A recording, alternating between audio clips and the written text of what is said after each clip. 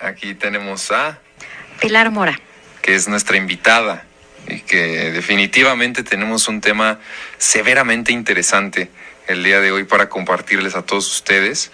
Y pues primero que nada quisiera que Pilar te presentes y que platiques un poco de la generalidad de a lo que te dedicas. Bueno, pues yo tengo un postdoctorado, soy especialista en micotoxinas y cómo afectan las toxinas de los hongos en la salud mental infantil. Y bueno, todo esto comenzó porque hace algunos años a uno de mis hijos lo diagnosticaron con autismo. Y en ese entonces yo estaba ya haciendo una investigación para el postdoctorado y yo no estaba conforme con ese diagnóstico, entonces pues me iba a dar de baja. Y el doctor que guiaba mi investigación me dijo que no, que mejor investigara qué era lo que estaba pasando, porque si no lo hacía yo, pues nadie lo iba a hacer, porque si a mí no me importaba a mi hijo, pues a quién le iba a importar, ¿no?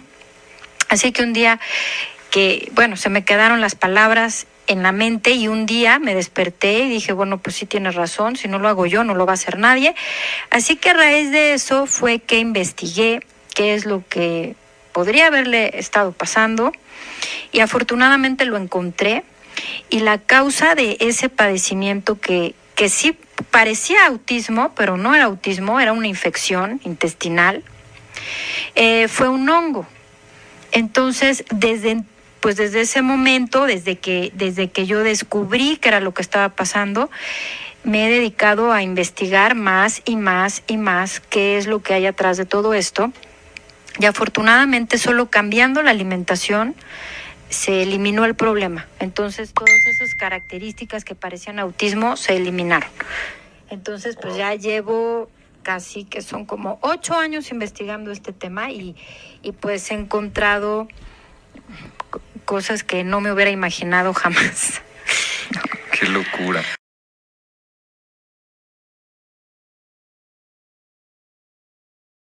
Es que investigar hongos es muy complejo, investigar parásitos también es muy complejo, porque los parásitos mutan con tal de sobrevivir. O sea, son organismos que pueden involucionar si eso es lo que les va a asegurar la sobrevivencia. Wow. Entonces, tú puedes estar viendo un organismo que tiene ciertas características y cuando lo analizas a lo mejor un día después, pareciera que estás viendo otra cosa.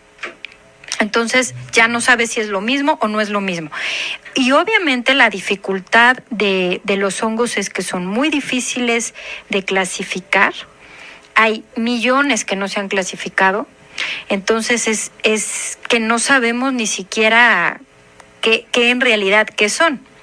Entonces, esta rama de la ciencia está muy limitada todavía. ¿Cómo se llama la rama? Micología, vamos a decir micología aplicada o micología médica, lo que es la microbiología, sí enfocado a lo que es la medicina.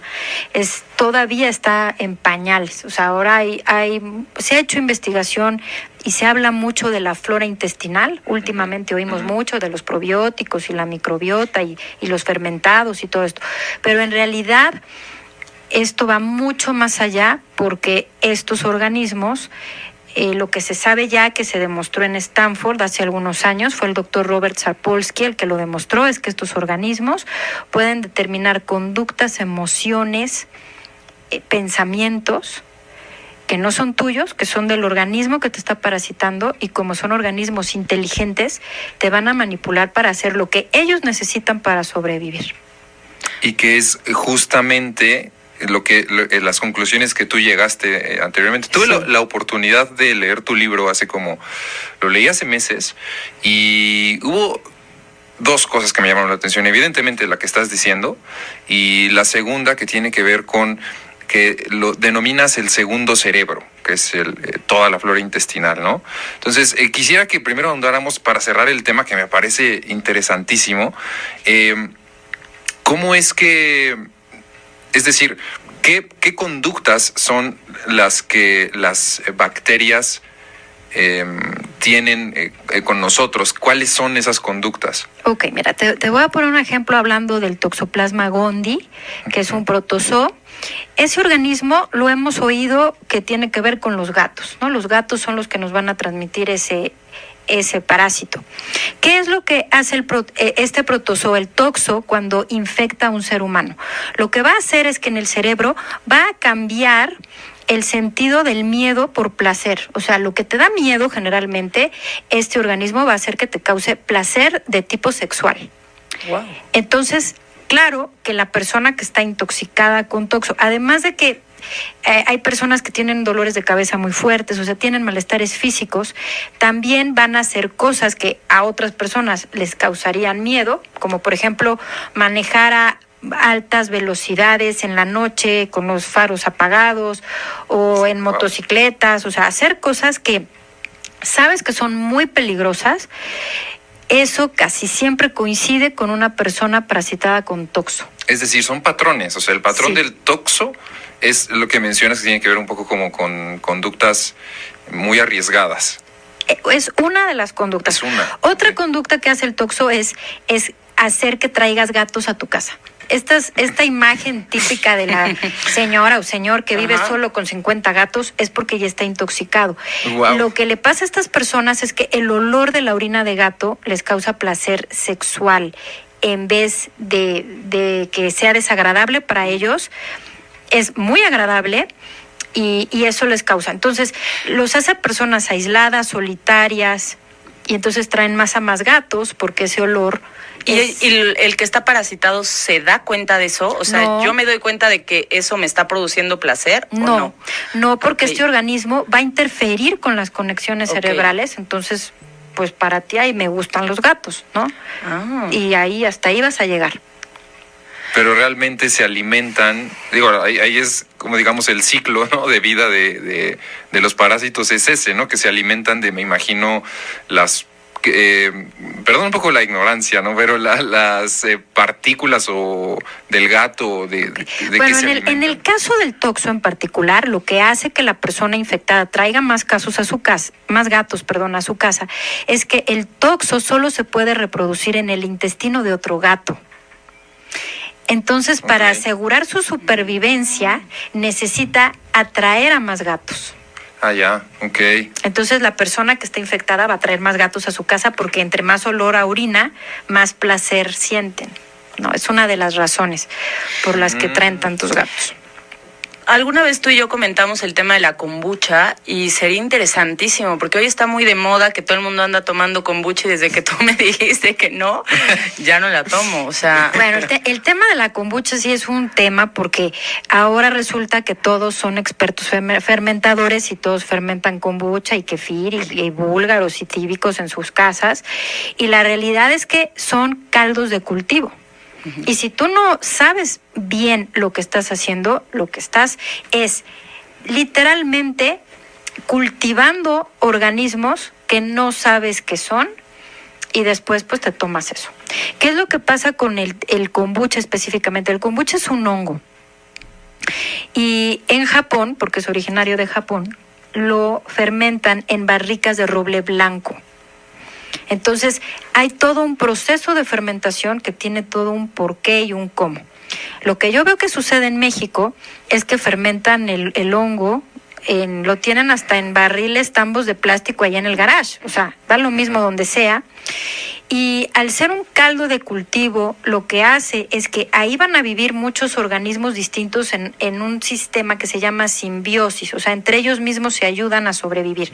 Cuando hemos hecho análisis del té kombucha, hemos encontrado que hay organismos que son cancerígenos como el Aspergillus o como cándidas que son muy agresivas.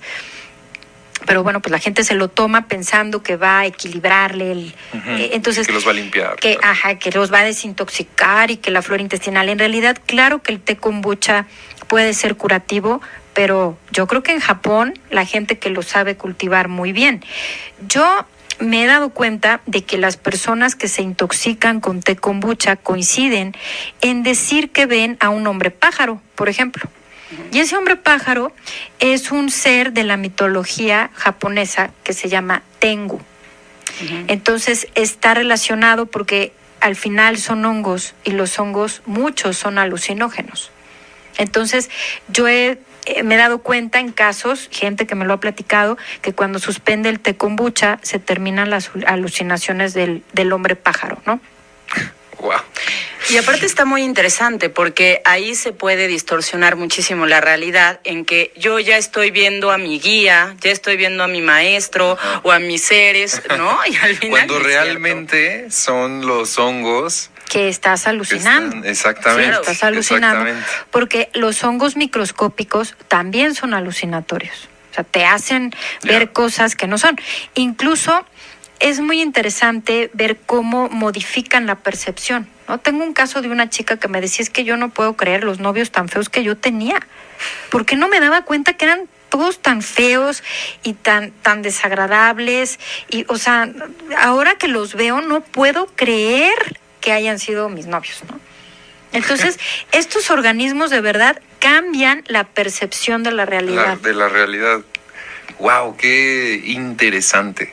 Y es decir, que ahora lo que estás confirmando, bueno, que además está confirmado ya también por la comunidad científica, es que diferentes organismos crean también diferentes patrones de conducta. Sí. ¿No? Así es. Digo, creo que la pregunta obligada es ¿cómo podemos evitar que estos organismos entren o tener precauciones para lograr tener una vida, digamos, un poco más llevadera, ¿no? A mí me encantaría que antes de que nos conteste esto aquí, ¿no? Pueden ponerte en riesgo de matarte, pueden ponerte en riesgo de a lo mejor matar a alguien o lastimar a alguien. O sea, estos bichos, por decirlo de esta forma, ¿pueden verdaderamente amenazar a otros o amenazarte a ti? Sí. Hay organismos que se ha detectado que cuando la persona está muy, muy parasitada por el microorganismo de este tipo, empieza a tener, por ejemplo, pensamientos suicidas, ¿no? O pensamientos ellos dicen que escuchan que alguien les habla, ¿no? Entonces, esto se ha diagnosticado como esquizofrenia, por ejemplo.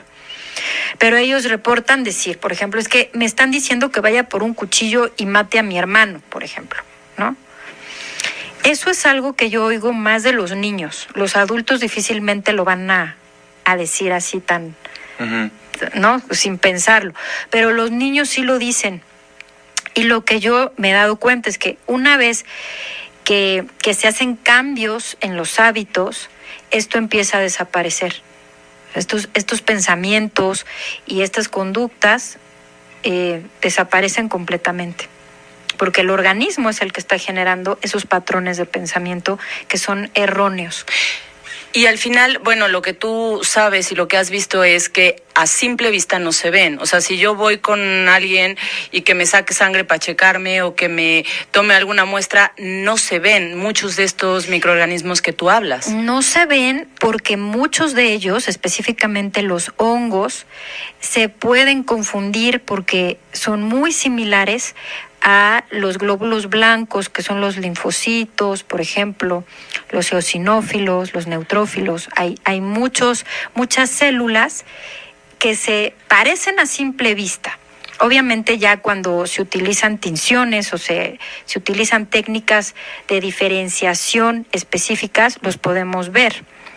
Pero esto de verdad está en pañales, o sea, esto sabemos nada, sabemos, o sea, tenemos identificados, nosotros en nuestro caso la investigación que hemos hecho nada más un solo organismo, que tenemos una idea de los patrones de conducta que genera y de las emociones que genera.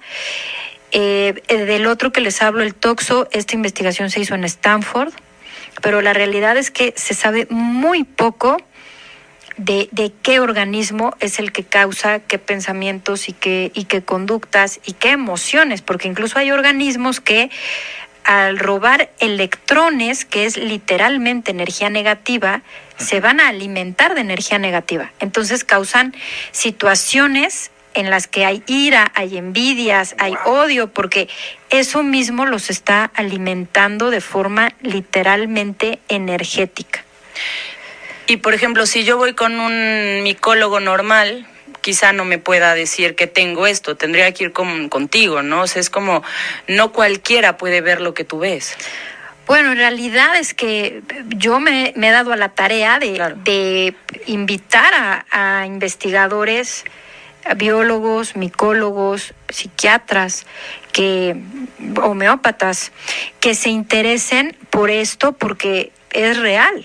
O sea, esto es algo que está ahí y que es real y pues bueno, yo hasta ahora hemos avanzado poco, vamos muy lento.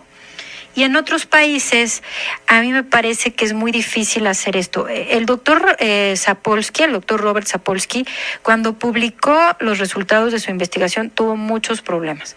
Porque resultó que entonces, al darse cuenta que había un organismo que te quitaba el miedo, lo buscaron personas del ejército para invitarlo a pues hacer que los soldados no tuvieran miedo, ¿no?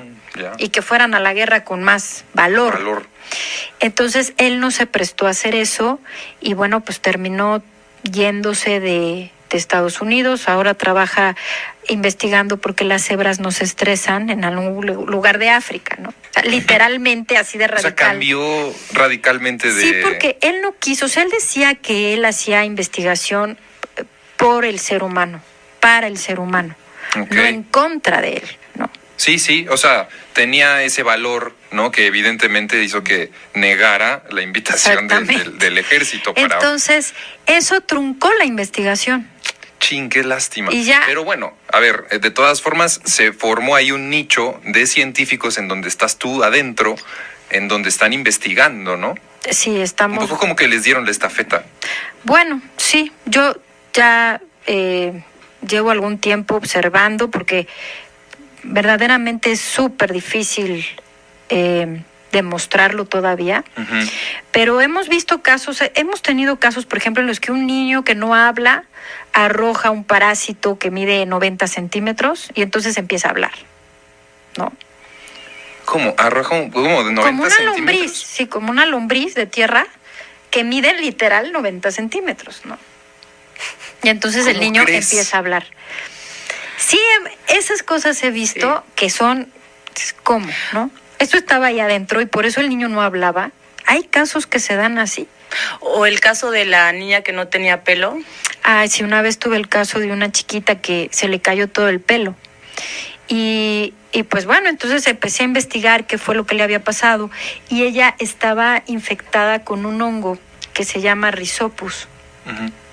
Que lo que hace este hongo es acumular cadmio. Los hongos microscópicos son bioacumuladores de metales pesados de forma natural. Entonces, esta chiquita se había contaminado con cadmio y el hongo, que ella empezó a cambiar sus patrones alimenticios y solo comía alimentos que necesitaban este hongo en su proceso de producción industrial.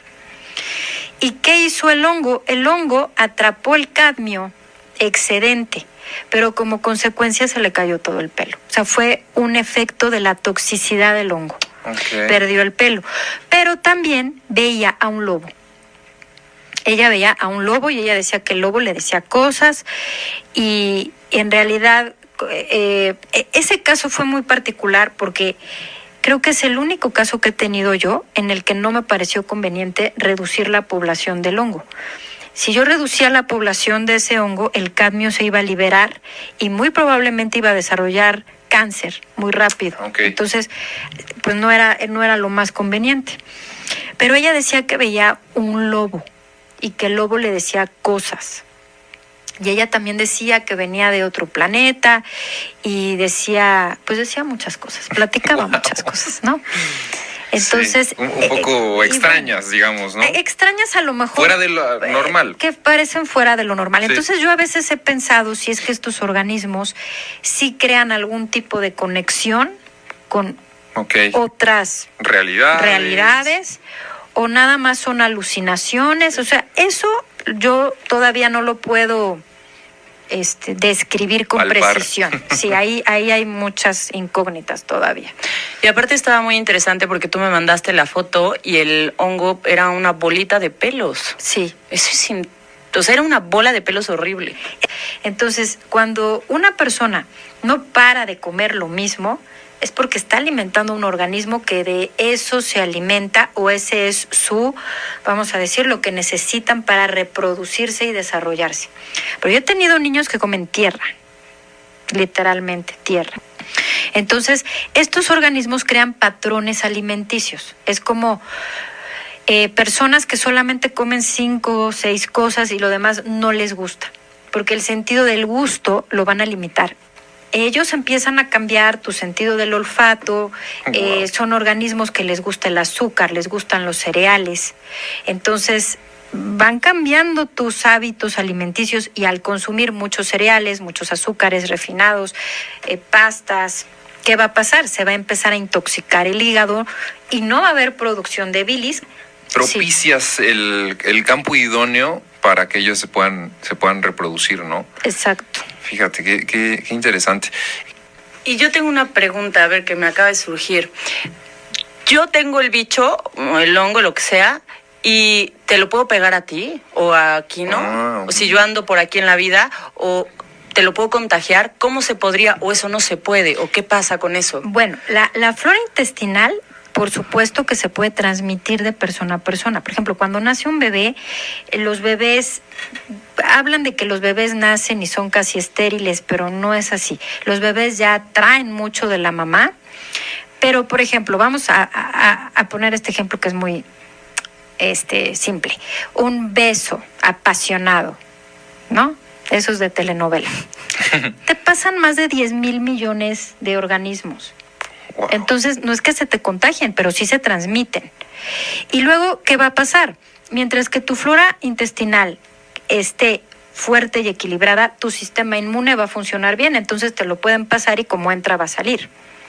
Pero si tu sistema inmune no está fuerte, si tu flora intestinal está desequilibrada y te entra algún organismo de estos y después lo alimentas y nada más le das lo que le gusta, entonces sí te puede causar problemas, ¿no? Pero no es como que te vayas a contagiar como tan fácilmente, sino que son organismos que necesitan todo un terreno para sobrevivir. Es, por ejemplo, como los moscos. Los moscos, va a haber moscos si tienes un charco de agua, pero si secas el charco, ya no va a haber moscos. Esto es lo mismo.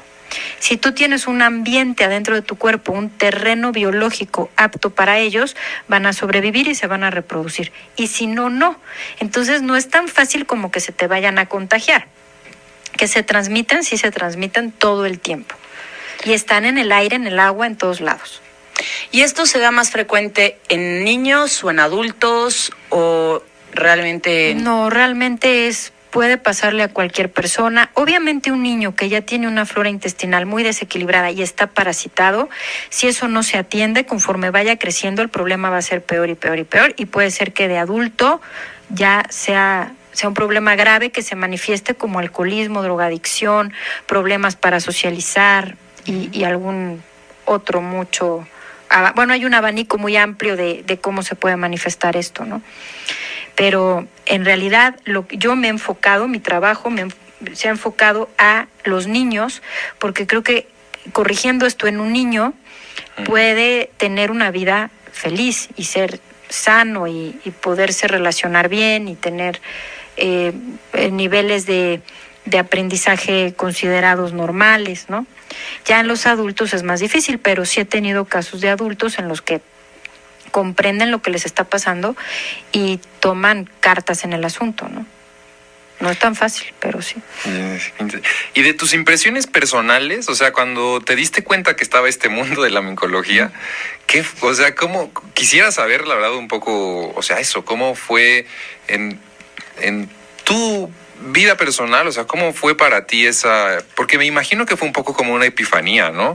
Pues mira, fue un poco, tal vez sí como una epifanía, porque yo no esperaba encontrarme esto. Exacto, sí. Por un lado, era lo último que me imaginaba. Yo pensaba que el colorante, lo que ya sabes, ¿no? Que la comida procesada y los colorantes y los refrescos, pero nunca me hubiera imaginado que las frutas y las verduras orgánicas, por ejemplo, pudieran ser la fuente de la contaminación de estos organismos. Entonces, obviamente sí, de ese momento en el que pude comprender toda esta información, sí ha cambiado mucho mi manera de ver el mundo y obviamente sí, de ese momento en el que pude comprender toda esta información, sí ha cambiado mucho mi manera de ver el mundo y de vivir, porque, bueno, no es que le tenga yo miedo a estos organismos, pero sí les tengo mucho respeto, sobre todo a los hongos, ¿no? Creo que ahora, bueno, después de años de investigar el tema, les podría decir que hay hongos para la ira, para la lujuria, hay hongos que causan envidia, hay hongos que causan miedo, hay hongos que causan pereza, otros tristeza.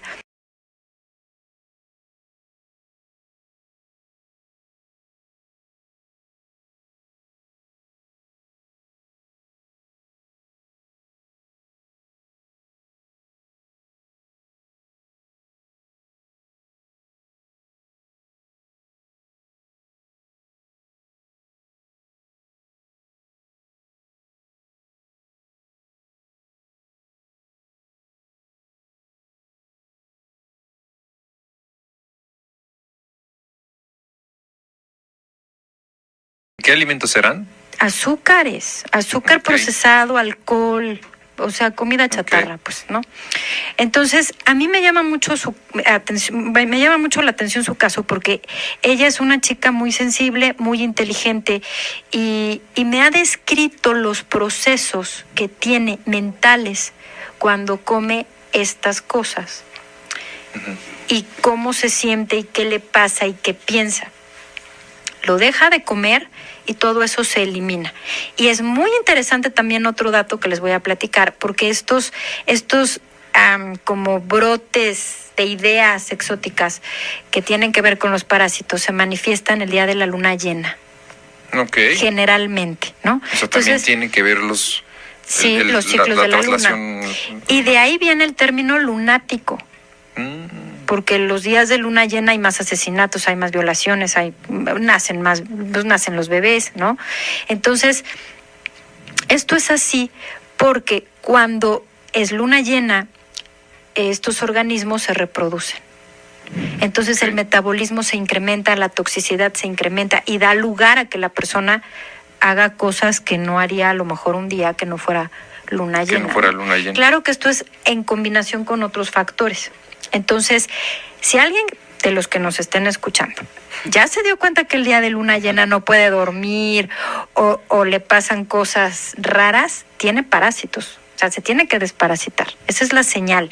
Sin temor a equivocarme de que la persona está parasitada. La luna llena. Ya. Cuando la luna llena causa problemas. Acabas de decir algo también clave. ¿Cada cuánto recomiendas la desparasitación? Bueno, es que cuando yo hablo de parásitos no hablo de lombrices ni de amibas. Ok. Hablo de A ver. todos los organismos que pueden vivir adentro de ti y se pueden aprovechar de ti para salirse con la suya. Entonces, una buena desparasitación por lo menos requiere 3 meses y no se va a llevar a cabo solo tomándote una pastilla.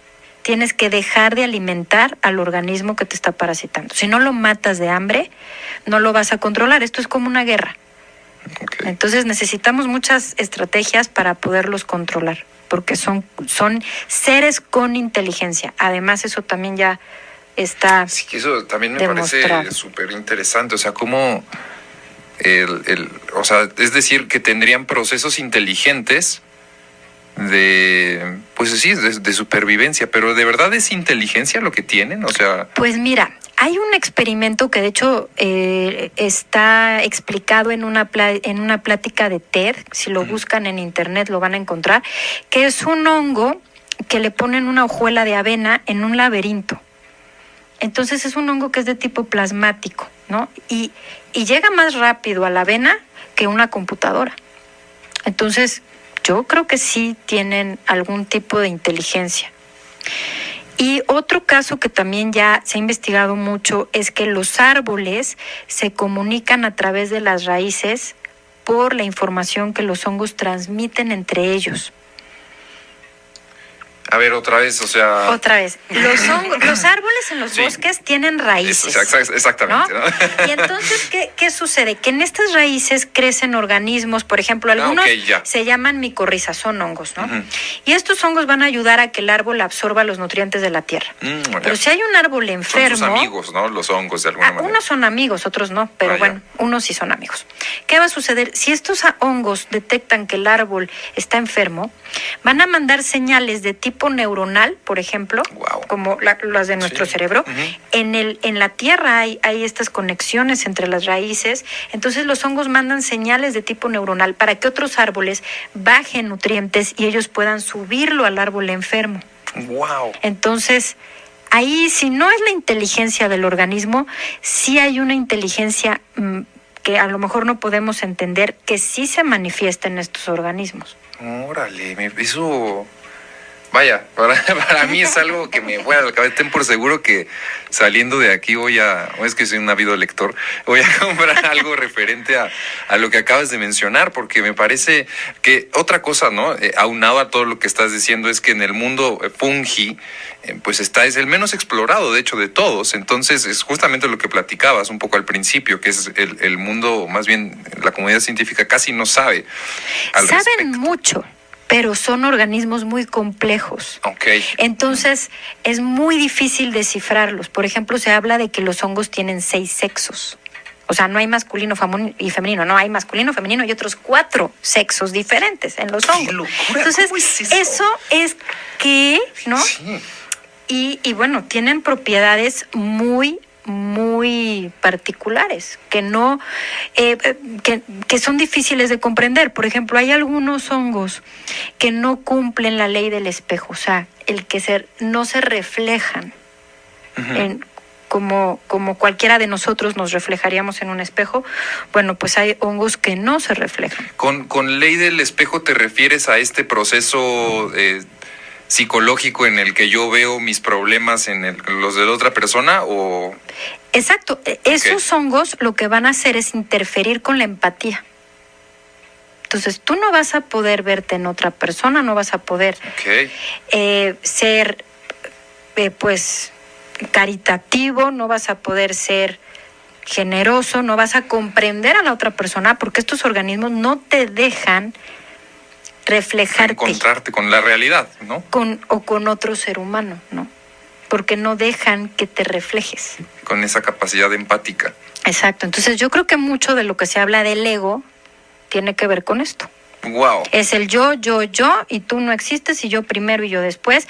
Y también creo que mucho del mundo en el que vivimos tiene que ver con esta forma de ser en la que voy yo primero y yo después. Y no vemos que si no estamos todos bien, no podemos estar bien. No, pero sí, claro. Ahí hay algo que yo intuyo, que puede tener que ver con estos organismos y sus características. Fíjate, es algo... Es interesantísimo. Sí, no, claro, es algo completamente nuevo para mí. O sea, no es... Yo hice el protocolo de Pilar hace tiempo y a mí se me cambió. O sea, yo antes comía muchísimas gomitas, tenía comía mucho azúcar, vivía con una ansiedad y a mí se me cambió. O sea, fue muy duro el protocolo, pero a mí, María José Vega, me hizo mucho bien. Pero platica esa experiencia. Yo creo que estaría buenísimo para que la gente sepa un poco. Sí, bueno, yo tenía ansiedad desde mucho tiempo y también era como muy iracunda y de repente me enojaba, pero sobre todo el tiempo tenía gomitas en todos lados y las tenía en la bolsa o sea, era una sensación de ansiedad de ve y compra las gomitas, o sea, azúcar, pan y todo, y de repente encuentro a Pilar hace tiempo y entonces pues yo dije vamos a probarlo, ¿no?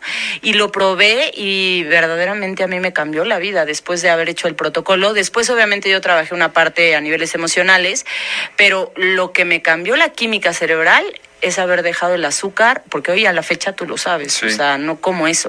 Y me siento bien, mis estados anímicos son emocionalmente estables. Yo sí veo una diferencia en mí, o sea, cañón, una diferencia muy cañona. Yo creo que todos deberían de hacer el protocolo de Pilar. Y este protocolo lo que incluye, digo, para platicar, para cerrar bien, son caldos de hueso? Sí, platica un poco de eso, yo creo que también valdría la pena. Bueno, mira, esta es una metodología que mi recomendación es personalizarla. ¿Por qué? Porque ese es un error de las dietas que luego se ponen de moda. Es como ahora todos vamos a comer lo que dice la dieta de la zona o la dieta de Atkins o la dieta de la otra. Y en mi opinión, lo que hay que hacer es diseñar estrategias alimentarias. ¿Qué es lo que tu cuerpo necesita en este momento que tengo 40 años y que tengo esta actividad y que me está pasando esto y que tengo estos síntomas que no me gustan? Por ejemplo, ansiedad, ¿no? Uh-huh. Entonces, mi recomendación es personalizarla. Pero si hablamos de generalidades, de lo que se trata esta metodología es darle a tu cuerpo nutrientes que va a absorber muy fácilmente y que van a alimentar a las células de tu cuerpo y no a los organismos que no tienen por qué estar ahí y además que están ahí de forma descontrolada. Entonces lo que se evita son azúcares, alimentos procesados, chatarra, y bueno, y ya si detectamos algún alimento al que eres adicto, porque a eso hay que poner atención, lo que más te gusta es lo que más te hace daño. Y ahí está la dificultad de dejarlo. Exacto. ¿No? Uh-huh. Esa es la guerra que mencionabas. Esto es una guerra, ¿no? Y yo me he dado cuenta con el paso del tiempo que esto va más allá de no comer esto, sí comer esto. Me he dado cuenta de que literal esto, si ya te pones a analizarlo más profundamente, es como una guerra entre el bien y el mal. Porque adentro de ti hay bichos que algunos pues son buenos y algunos son malos, ¿no? Y me refiero, cuando hablo yo de un bicho malo, es al que no está a favor de la vida del hospedador. O sea, el que te va a enfermar o el que te va a llevar a la muerte. Ya sea porque estás haciendo conductas, cosas que son peligrosas, o ya sea porque te alimentas pésimo, o ya sea porque tienes emociones muy negativas que a lo mejor te están aislando de las personas que te quieren. O sea, hay muchos factores, pero al final lo que yo veo es que estos organismos no te dejan ser feliz, no te dejan vivir en paz y no te dejan estar sano. Wow. Y también algo bien interesante es que no solo resuelve el tema del Asperger y tal. Hay un caso también que era de fibromialgia o de sí, la fibromialgia. Esto que es, bueno, ya hay muchas padecimientos últimamente que cada vez son más comunes y ya se está normalizando esto, pero sí he tenido casos de mujeres con fibromialgia que les duele todo el cuerpo. Bueno, eso es una acumulación de ácido láctico. Esa la producen los hongos. Entonces es como si fueras a correr, pero no fuiste a correr y entonces te duele todo el cuerpo y ya no sabes ni qué te duele porque a nivel muscular. Te duele todo. Dicen que hasta la muela que ya te quitaron y la uña que ya te cortaste te duele, ¿no? Y eso sí tiene que ver. Yo he encontrado patrones de alimentación, son mujeres que fuman mucho, son mujeres que comen muy mal y que sí tienen mucho ácido láctico acumulado en los músculos y entonces pues les duele todo.